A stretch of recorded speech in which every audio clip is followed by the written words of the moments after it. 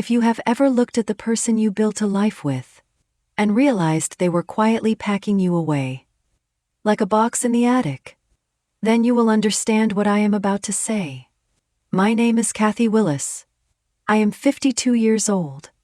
And the day my husband thanked another woman for rebuilding him, in front of a room full of people, I did not cry. I did not shout. I did not even blink. I just felt something inside me go cold. And then very clear. Before we get into it, if you enjoy these stories, please like, share, and subscribe. It helps the channel a lot. And it helps other people find a story that might feel like their own. And when the first major betrayal hits in this story, I am going to ask you to comment. Because women need to know they are not alone in this kind of quiet devastation. I used to think the worst thing a spouse could do was walk out. I was wrong. The worst thing they can do is stay close enough to take everything, and then leave you standing alone in a life you paid for, while they tell the world you were never part of it. That is what Daniel did. He did it after I saved him. He did it while he was still using my kitchen, my money, and my patience. He did it when I was still saying we, and he was already practicing I. Daniel and I were not the dramatic couple. We were the dependable couple. We were the ones friends came to when their marriage was messy, because ours looked steady. We met in our late 20s. We built a home. We raised 2 kids. I ran the practical side of life. Daniel ran the charm. He was the talker. I was the finisher. It worked. Because I believed partnership meant taking turns being strong. My mistake was believing that the person who needs you at their lowest will automatically respect you at their highest. Some people do. Daniel did not. It started with his failure. Daniel lost his job in March, the year he turned 55. He had been a senior director at a consulting firm. Not glamorous, but solid. The kind of role that made him feel important. When the company restructured, his division was eliminated. He came home with a cardboard box, and a look I had never seen on his face before. Not anger. Shame. He set the box down in our hallway and did not even take his shoes off. He looked at me and tried to speak, but nothing came out. I remember thinking, this is the moment a marriage proves itself, so I steadied the room. I took the box, put it on the table, asked if he wanted coffee, made dinner, and kept my voice soft. That night he stared at his hands and said, I don't know who I am without this. I reached across the table and said, then we will find you. He cried once. Just once. Then he swallowed it. Like crying was something he could file away. In the weeks that followed, he became smaller. Not physically. Emotionally. He slept late. He stopped shaving. He stopped telling me about his day. Because there was nothing to tell. And I loved him anyway. Because I thought love meant carrying the weight when the other person could not. I did not understand that some people let you carry the weight, so they can keep their hands clean. I work in operations. I have always been the steady one. I did not chase status. I chased stability. When Daniel lost his job, my salary became the spine of the house. I paid the mortgage, covered health insurance, and handled the bills without drama. Because panic does not pay anything. Daniel started talking about reinventing himself. Consulting. Independent work. A comeback. He said the word comeback like it was a moral right. Like the world owed him a return to relevance. I listened. I encouraged him. I told him it could happen. Then I dipped into my pension. Not all of it. Just enough to give him runway. Enough to cover a year of expenses while he got his feet under him. It was not a small decision. That money was security. That money was my later life. But he was my husband. And I believed in vows. I told myself, one person falls, the other reaches. I also started introducing him to people. I had built a quiet professional network over years. People who trusted me. People who answered my calls. When Daniel said he needed contacts, I gave him mine. I did not just hand him names. I made warm introductions, wrote emails, arranged coffees, and sat beside him at dinners while he told stories about his next chapter. People would smile at me and say, "Kathy, you're amazing for supporting him." Daniel would squeeze my knee under the table and say, "She's my rock." At the time, I thought that meant he saw me. Now I know it was a line. Something he said to look grateful while he took more. 8 weeks into his unemployment, something happened that I did not understand until much later. It was a Tuesday afternoon. I came home early because a meeting was canceled. As I passed the spare bedroom Daniel had turned into his office, I heard him on a call. His voice was low, focused, almost excited. He said, "Once the next quarter closes, everything changes." I stopped walking. I waited for context. It didn't come. Then he said, "No, she won't see it coming. Not if we do it clean." My stomach tightened. I should have stepped in. I didn't. Maybe because part of me already knew that once I asked, I could not unhear the answer. He ended the call and came into the kitchen smiling like nothing had happened. He kissed my cheek and asked how my day was. I swallowed the discomfort and told myself I was being paranoid. That night I lay awake staring at the ceiling, listening to him breathe, wondering why a man who had just been humbled by life sounded so certain, so soon. I told myself it was hope. I told myself it was motivation. I did not realize it was a plan. His consulting business started slowly. A small contract from one of my contacts. Then another. Then a bigger one. I helped with everything behind the scenes. I edited proposals, proofread his website copy, practiced his pitch, and reminded him to send invoices. Sometimes he would look at me with desperate gratitude and say, "I couldn't do this without you." Those words were addictive.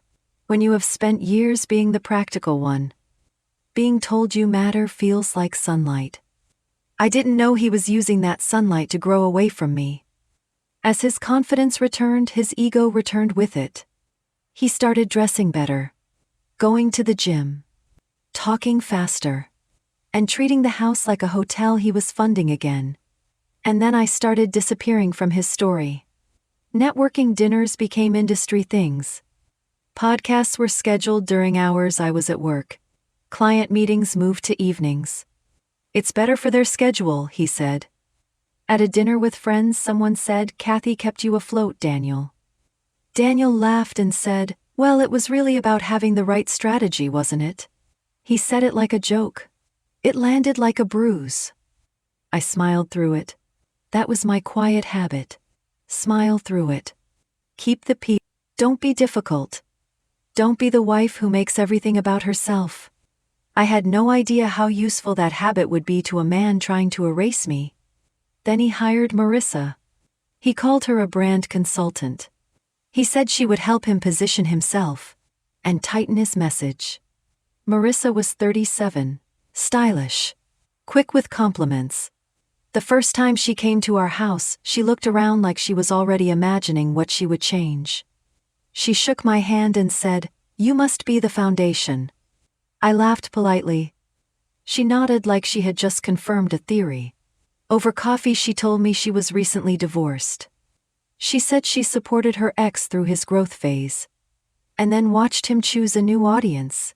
She said it like a warning, but her eyes did not look kind. Then she smiled at Daniel and said, "But you're different. You have a story people will buy." I should have heard the way she said bye. I didn't. I wanted to believe my marriage was real. I wanted to believe this was just business. For the next 2 months, Marissa was everywhere. On Daniel's calls, drafting his posts, scheduling his interviews, slowly rewriting the narrative. Daniel started saying I instead of we. My clients instead of our contacts. My business instead of our future. And he started correcting people. When someone thanked me, he would say, "Kathy has been great, but I really had to rebuild my own identity." When someone mentioned my pension, he would say, "It was just a short-term bridge." I paid it back. He had not paid it back. He said it anyway. That was when I felt the first real sting of emotional betrayal. Not the money. The revision. The way he looked at me like I was a phase. Like I was the before. And Marissa was the after. Around that time Daniel started posting online. Not often. Just enough. A photo of him in a suit. A photo of him on a stage at a small event. A quote about resilience. In every post there was a mention of his comeback. And in one post there was a sentence that made my hands go cold. He wrote, "Grateful to the people who believed in me when I rebuilt." Then he tagged Marissa. He did not tag me. He did not even mention me. Thousands of people did not see it. But the ones who mattered did. Clients. Colleagues. Industry people. The audience he was building. I sat on my sofa, phone in my hand, and felt something simple and terrible. I felt like I was watching my own life being claimed by strangers. Like I was being erased in real time. With a smiling caption. The first major betrayal reveal did not come with lipstick or hotel receipts. It came with paperwork. One afternoon, Daniel left his laptop open on the dining table. He stepped outside to take a call. On the screen was a document titled Operating Agreement. I wasn't snooping. It was right there. I glanced at it, expecting a proposal. Instead, I saw his name. Only his name. Funding, personal loan. Source D. Willis. Repayment, complete. I felt my mouth go dry. Repayment complete. I knew he had never repaid anything. Then I saw something worse. Guarantors C. Willis. A signature line. My signature. Or something that looked like it. I stared until the words blurred. He had used my identity. He had forged my signature. Outside, I could hear him laughing into his phone. Easy. I closed the laptop carefully and went to the bathroom. I sat on the edge of the tub and pressed my hand against my chest like I could hold my heart in place. This was not just ambition. This was theft. And the worst part was the intimacy. He knew my habits. He knew how I trusted. He used that trust like a tool. If you have ever been betrayed by someone who knows your favorite mug and your fears, you know that feeling. It feels like your home becomes unsafe. This is the point where I want to ask you to comment. If you have ever had a partner use your money, your work, or your trust, and then rewrite the story so you look irrelevant, please tell me in the comments. Even if you don't want to share details, just say "me too." Because that is how women stop feeling crazy. I did not confront Daniel that night. Not because I was afraid, but because confrontation would give him a chance to control the narrative. He would cry. He would call it a misunderstanding. He would blame Marissa. He would promise to fix it. And while I reacted, he would move the money. So I got quiet. I started collecting evidence like a woman preparing for a storm. Bank statements. Emails. Screenshots. I checked our accounts and noticed small transfers I had not authorized. 200 here, 500 there. Always under the kind of amount that triggers a conversation. He was moving money the way a thief tests a lock. Then came the smaller twists that hurt more emotionally than financially. Our daughter Emily is 26. Smart. Independent. I thought she knew me. One Sunday she came for lunch and barely ate. Finally she said, "Dad told me something." I asked, "What did Dad tell you?" Emily said, "He said you've been controlling him financially. That you used the pension money to make him feel indebted. That you've been threatening to take the house if he doesn't do what you want." For a moment I could not speak. He was laying groundwork. Building an exit narrative where he was the survivor. And I was the villain. Emily looked at me with conflict. She said he sounded really upset. I said, "Emily, I have never threatened your father. I have been paying our bills while he rebuilt his life." Emily's cheeks flushed. "He said you always keep score." There it was. The oldest insult. That a steady woman is not supportive. She is calculating. I swallowed hard and said, if I kept score, sweetheart, he would have lost a long time ago. Emily hesitated, then said, he also said he's finally happy again. Finally happy again. As if I had been the fog. As if my love had been a cage. After she left, I sat on the bed and stared at the wall. I tried to understand how a man could forge my signature. And still paint himself as my victim. That was the moment I stopped hoping this would return to normal. At the time I thought this was the worst thing that would happen. I was wrong. At the time I thought that was the worst thing that would happen. I was wrong.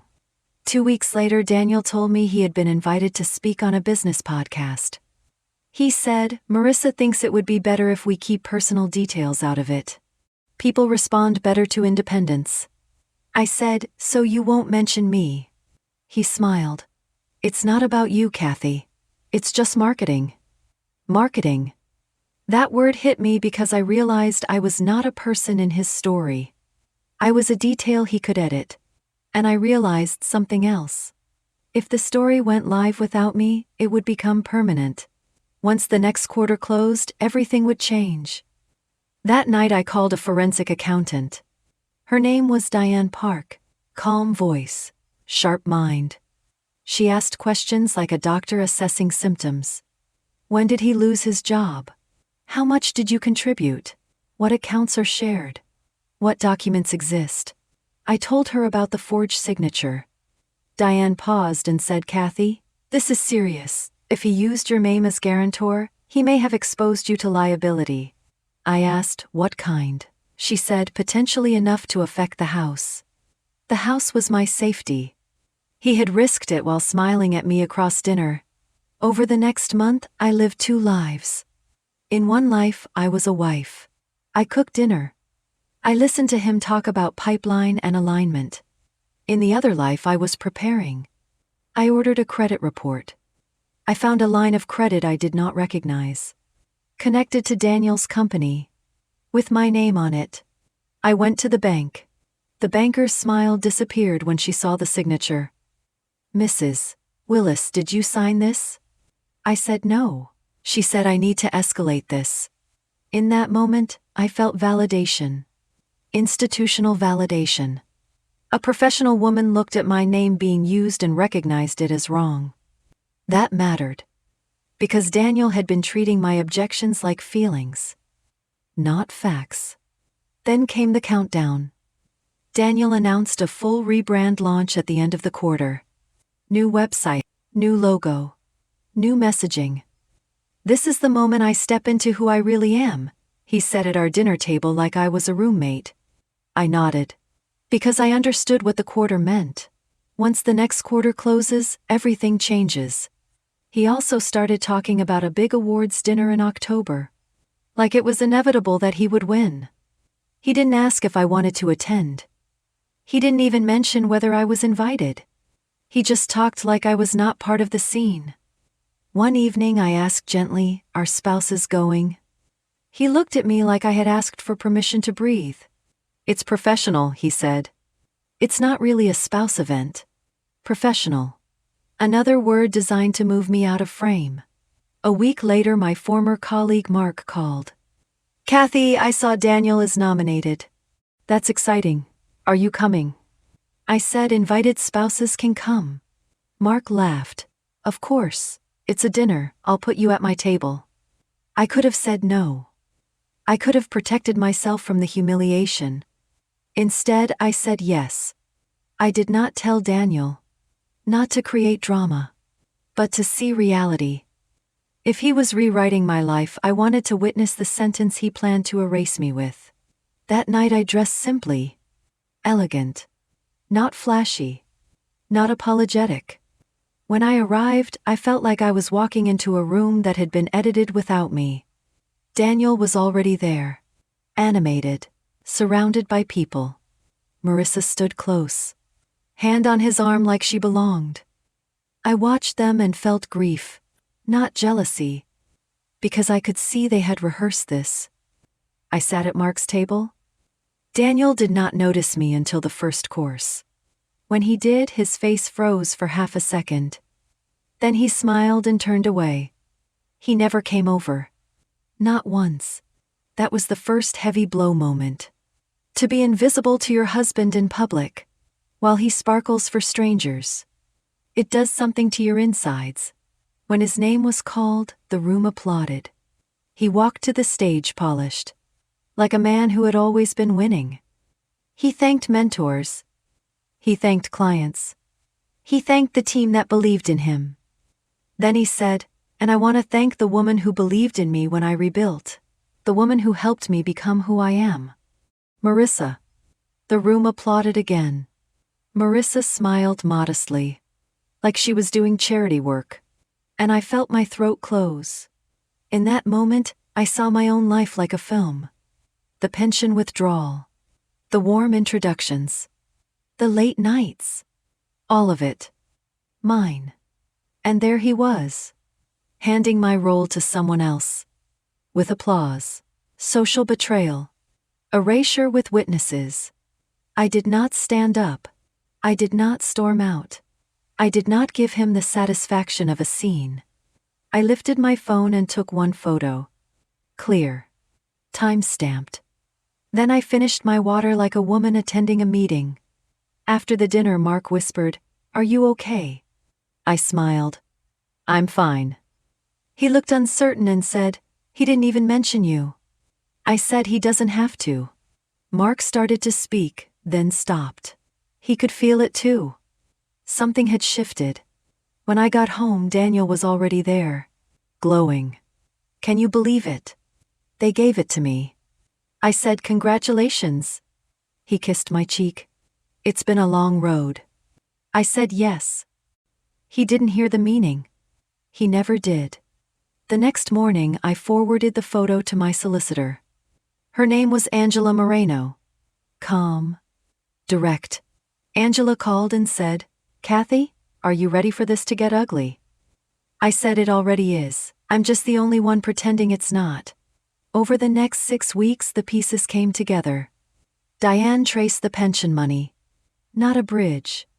A foundation. Angela requested documents and discovered Daniel had moved assets to his company. He had opened a separate account, with Marissa listed as consultant pay. The amounts were too consistent. Too personal. Angela said, "He's paying her like a partner, not like a vendor." My chest tightened again. Not romance. Replacement. The betrayal wasn't just that he wanted someone else. It was that he wanted my role to look like it had always belonged to someone else. Then came the major twist. The one that made my hands shake for the first time. Angela called and said, "We found something." Daniel had filed a memorandum with the bank stating I consented to securing the business line of credit against the house. "It appears he used a signed form," she said. "The signature matches the forged one. He had put my shelter on the table like collateral, while eating my dinners and sleeping in my bed." That night I cried quietly. The kind of crying you do when you cannot afford to fall apart. I cried for the version of myself that believed love protected her. I cried because I realized Daniel did not just stop loving me. He stopped respecting my humanity. He saw me as a resource. 2 days later, Daniel served me papers. Not divorce papers. A separation agreement he drafted first. It stated we had mutually agreed to separate. It stated he had repaid all marital loans. It stated I was emotionally controlling. And separation was necessary for his well-being. He was using therapy language like a weapon. I read it twice and placed it on the table. When Daniel came home, he said, "I don't want this to be a fight." I said, "Then why did you start it?" He blinked. He said it was about growth. I said, "No. This is about theft." He called me dramatic. I said, "You forged my signature. You used our house." He laughed sharp and said, "You don't understand business." Then he said, "Marissa understands what I'm building." I said, "So do I. I built it." His face hardened. "You were holding me back. Holding you back. After everything." That sentence was designed to make my sacrifice feel like a burden. It was designed to make my loyalty look like sabotage. And it worked for a second. For a second, I felt shame. Like maybe I had been too steady, too quiet, too practical. Then I remembered the forged signature. And the bank forms. No. This was not about my personality. This was about his character. The next morning he acted like nothing happened. He ate cereal at the counter and scrolled his phone. Then he said almost casually, "Marissa found a mediator. If we sign something simple, we can keep this quiet." He slid a document across the counter like it was a menu. It was an agreement that looked polite on the surface and brutal underneath. It asked me to confirm that I had no claim to his business. It asked me to waive rights to certain accounts. It asked me to promise not to speak about our separation to anyone in his professional circle. I stared at the page and felt my stomach twist. It was not even shameful to him. He was eating breakfast while trying to erase me legally. I said no. He sighed like I was being inconvenient. "Kathy, don't make this harder than it needs to be." I said you already did. That afternoon he suggested couples therapy. I almost laughed. We had never gone to therapy in 24 years. Now suddenly he wanted a professional record. A paper trail. Something he could wave later and say, "See." Kathy was unstable. Kathy was angry. Kathy needed help. I went anyway. Because I wanted to see what story he planned to tell. The therapist asked why we were there. Daniel said, with a calm, hurt voice, "Kathy has been resentful since I lost my job. She doesn't want me to succeed. She gets angry when I talk about my future." He spoke like he was describing weather. Like he was the reasonable one. I felt my throat burn. I said I cashed out part of my pension for him. Daniel shrugged. "She keeps bringing that up," he said. Like I was holding a grudge. The therapist turned to me and asked how that made me feel. That was Daniel's favorite arena. If it was feelings, he could dismiss it. If it was facts, he got nervous. On the drive home he said, "See, this is why we need to do this clean. Your emotions make you unpredictable." I looked out the window and thought, you are trying to make my pain look like a flaw. That was another betrayal. Not of love. Of dignity. A few nights later I found a small black device behind the living room picture frame. A voice-activated recorder. My hands went numb. For a second I stood there in the hallway hearing the blood in my ears. He had been recording me in my own home. Not to remember. To weaponize. To capture a moment of stress. And replay it as proof I was the problem. I sat at the kitchen table and stared at that device for a long time. This was a no-way moment. Because it meant he had stopped seeing me as a person. He saw me as a case file. A risk he needed to manage. A narrative he needed to control. I did not smash it. I did not confront him. I put it in a zip bag. Wrote the date on it. And handed it to Angela the next day. Angela's eyebrows lifted. She said, "He's building a story." I said, "I know." She said, "Good. Then we build the truth." That week Daniel tried to involve Emily again. He called her and asked her to sign a statement saying I had threatened him. Emily told me later, sobbing, that he said it would help everyone move on. Move on. He wanted my daughter's signature to support his version of me. I told Emily, "You do not sign lies to keep the peace. Peace built on lies is just quiet damage." The next week Emily called again. "Dad says you're trying to ruin him." I said, "Emily, your father forged my signature." She said he told her I was exaggerating because I was angry. I asked if she wanted to see the bank documents. She said she didn't want to be in the middle. I said, "You already are. He put you there." Then I did something I never wanted to do. I sent my daughter evidence, screenshots, documents, dates, the forged signature. An hour later she called back crying. "Oh my God." I said, "Yes." She whispered, "Why would he do this?" I said, "Because he thought he could." Emily said, "I'm sorry, Mom. I'm so sorry. Hearing that should have comforted me. Instead, it made me feel emptier. Because it meant my daughter had almost believed the version of me he was selling. It meant he had been willing to poison his own child's view of me to protect his image. That is not just betrayal. That is scorched earth. Angela filed motions. Diane produced reports. The bank opened an investigation. The forged signature became more than a marital problem.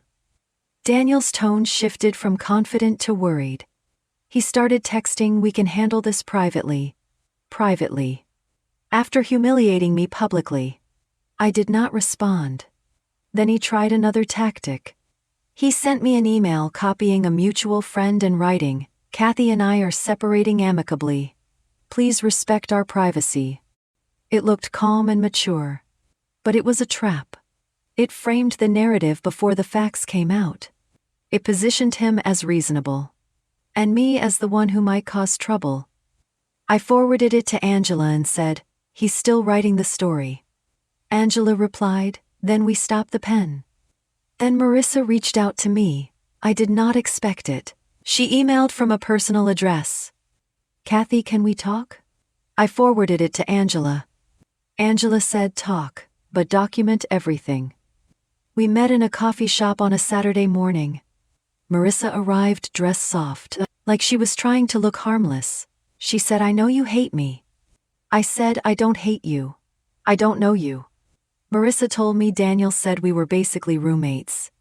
That I resented him. That I controlled the money. And he was finally free. She said she believed him. Then she said, "I'm here because he lied to me too." She said he promised her a partnership and equity. He kept delaying. "He says paperwork will happen after the quarter closes," she said. After the quarter closes. My skin prickled. Marissa leaned forward and said Daniel planned to move everything offshore. She said he told her, once the quarter closed, he would restructure so no one could touch it. She showed me a voice note. Daniel's voice. Clear. Confident. "Once this quarter closes, everything changes. We move it. Then Kathy can scream all she wants. She'll have nothing to take." I felt cold spread through my arms. That voice note was the receipt. The smoking gun. It was also the moment I understood the original call I overheard months earlier. "No. She won't see it coming. Not if we do it clean." He had been planning my disappearance for a long time. Marissa's eyes were shiny. She said she thought he was rebuilding. She did not know he was taking. She said she could not be part of it. And she was afraid he would blame her when it collapsed. I realized Marissa was not my enemy. She was my mirror. A woman who had once carried someone. And been discarded. Now she was being used again. I told her to send the voice note to my solicitor. She did. That voice note changed everything. Angela filed an emergency motion. The court froze accounts pending review. The bank accelerated its investigation. Daniel's rebrand launch, the one he treated like a coronation, became a liability. And that is when he panicked. He showed up at the house without warning. Eyes red. Confidence cracked. "Kathy, we need to talk." I said, "Talk to my solicitor." He said I was destroying him. I said, "You destroyed yourself." He tried to shame me. He said I was bitter. He said I couldn't stand that he was succeeding. He said I was jealous of Marissa. All the usual lines men use when they need a woman's pain to look irrational. I said, "You forged my signature, you used our house, you thanked another woman for my labor." He said it was business. I said no. That was cruelty. He looked at me like he did not recognize me. Because he had never met a version of me that did not soften. He said he could pay me something. Something. Like I was a vendor. Like I was Marissa. I said, "Get out." He left. 2 days later, the podcast episode meant to launch his new identity was pulled. The host did not want risk. Then a client delayed renewal. Then another. The story spread. Not as gossip. As caution. In that world, reputation is currency. Daniel's myth was collapsing, and he could not control it. Then the second heavy blow moment landed. Daniel sent me a calendar invite for a family holiday dinner at his sister's house. And my name was not on it. Emily called and said, "Dad said it would be less tense if you didn't come." I sat at my kitchen table holding the phone. A woman can take money stress. She can take paperwork. But being uninvited from your own family's table because your husband wants a clean narrative, that hurts in a way you feel in your bones. I told Emily, I am not going to fight for a seat at a table where I am being treated like a problem. Emily cried and said, "Mom, I didn't know what to do." I said, "You tell the truth, and then you let adults handle their consequences." The hearing happened in December. Procedural. Devastating. Daniel sat in a suit, performing innocence. Angela presented documents. Diane traced funds. The banker provided statements. Then Angela played the voice note. Daniel's face changed. Not shock. The judge listened, expression flat. When it ended, the judge said, "Mr. Willis, you understand the seriousness of forging a signature and misrepresenting a guarantor." Then the judge said, "Your credibility is compromised." A clean phrase. A hammer. Protections were ordered. Accounts were restrained. The separation agreement Daniel drafted to control the narrative became meaningless. The bank pursued its own process. Daniel's comeback story, the one he had been feeding the industry, became a question mark. After the hearing, Daniel tried to approach me in the hallway. "Kathy, please." I looked at him and said, "You should have said please before you stole my life." Then I walked away. It did not end in one moment. It never does. The next months were a slow unraveling. Daniel kept the business technically, but it became smaller. Contracts dried up. Invitations stopped. People became polite in public and absent in private. Marissa disappeared from his orbit and moved cities. Emily stopped speaking to her father for a while. Long enough for him to feel what it means to lose access to a narrative you assumed you owned. He could rewrite me. But he could not rewrite the documents. And he could not rewrite the way people react when they sense dishonesty. I moved out. Not because I was forced. Because I wanted air. I bought a smaller house and filled it with light. I painted the walls a calm color. And put my favorite chair by a window. For the first time in years, home felt like mine. I rebuilt my pension slowly and took on extra projects. I was tired. But it was clean tired. Effort instead of sacrifice. Sometimes late at night I would remember his words. Holding you back. And feel that old pain again. Not because I missed him. Because I missed the version of my life where love was safe. Then I would remember the judge's words. Your credibility is compromised. Daniel did not just lose money.